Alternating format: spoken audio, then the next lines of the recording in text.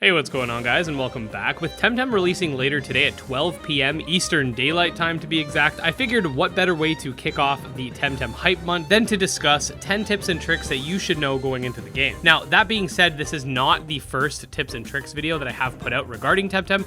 As you may know, the game has been out for a while in early access, and I did put out another video going over 10 other tips and tricks, so after you're done here, feel free to check out that one as well, because it has some really good stuff, especially for beginners. This video will by no means be a slouch either, but I just wanted to let you know that after watching both videos, you'll have 20 tips and tricks. Anyways, in this video, we're going to be going over how to get more XP, increasing your storage, some catching tips, mythical Temtem, and more, so make sure to sit back, relax, and let's dive in.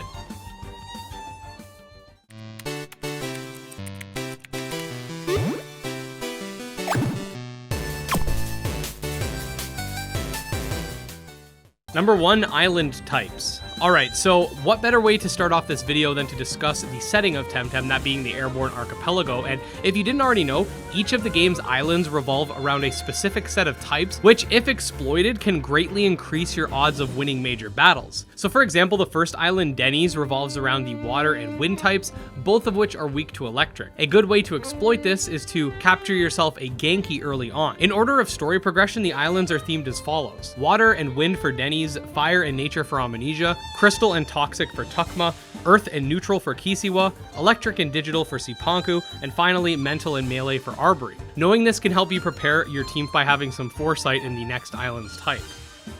Number 2, experience shares. Okay, so the game features 2 experience share-esque items, the first of which is a Coward's Cloak, which can be equipped to one Temtem and will share the experience points and TVs acquired from enemies, and the second is the Coward's Blanket, which is basically like an EXP all, or what you'd be used to in something like modern Pokemon. There's also an item that works similarly to the Lucky Egg, except that it doubles all EXP growth for a short period of time, called the Learning Aid as well, so that's just a nice bonus. In terms of their locations, I actually already have you covered with 2 separate guides, the first being specific to the Coward's Cloak, and the second actually covers the Coward's Blanket, Learning Aid, and another item called the Ignoramus Cloak, which can allow you to ignore experience and TV growth when you have that EXP all on.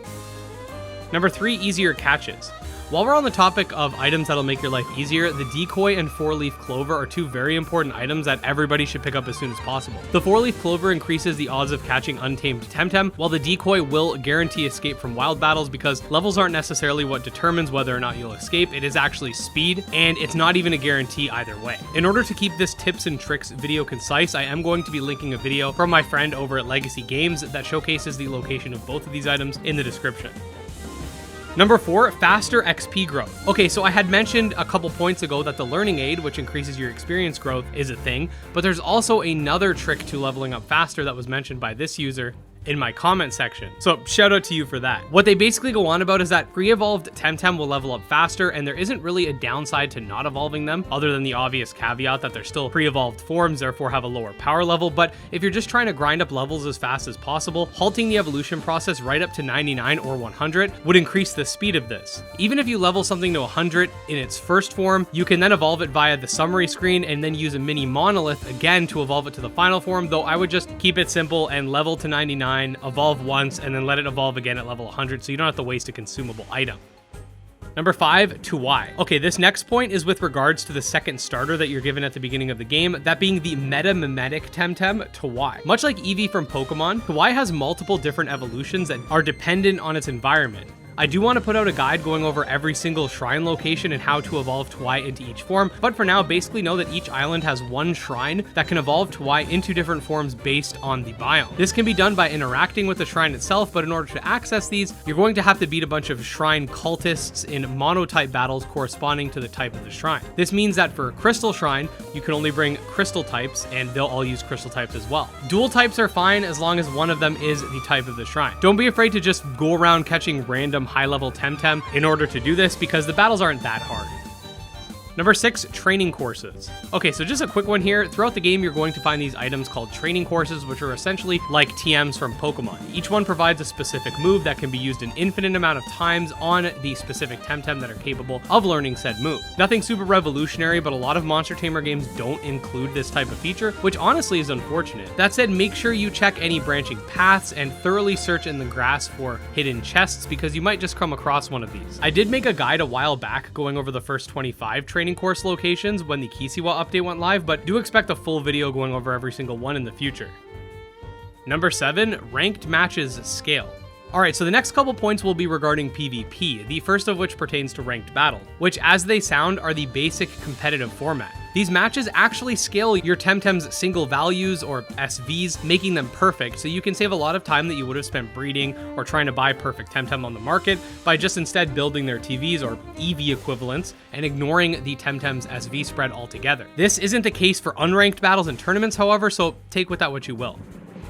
Number 8, Temtem Showdown. So let's say you don't even want to train TVs and you just want to jump straight into PvP, have all the items ready, and all that fun stuff. Well, Temtem is going to be implementing a battle simulator dubbed Temtem Showdown, inspired by the very popular Pokemon Showdown that'll let you literally create your teams from scratch, attach items, and allocate stats as necessary.